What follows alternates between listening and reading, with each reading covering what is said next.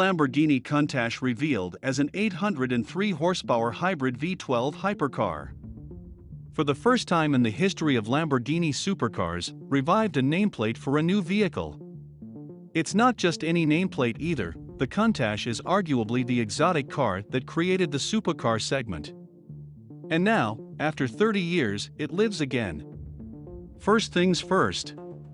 You can't have a Lamborghini Countach without a V12, and this one has it in spades.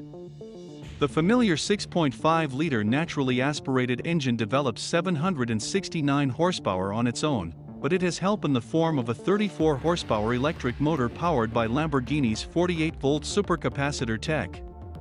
With everything combined, the Countach cranks out 803 horsepower to all four wheels through a 7-speed gearbox.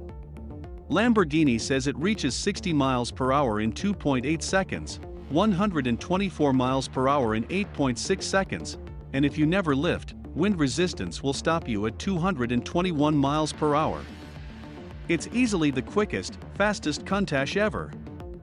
Interestingly, the shared exterior design features also pay homage to the original Countach, and we refuse to think it's a coincidence. The Sián debuted nearly 2 years ago, so if Countach was on the minds of Lamborghini executives for that long, kudos for keeping it a secret. Sticking with styling, the cleaner lines of early Countach LP400 serve as the primary inspiration for this reboot. The nose is properly flat, and while it doesn't sport pop-up headlights, designers added depressions behind the headlights that mimic the old lenses. At the back, you'll find more simplicity with a modest inverted wedge fascia hosing the aforementioned taillights and quad exhaust outlets.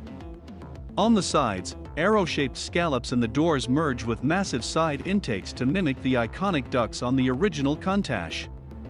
And of course those are scissor doors.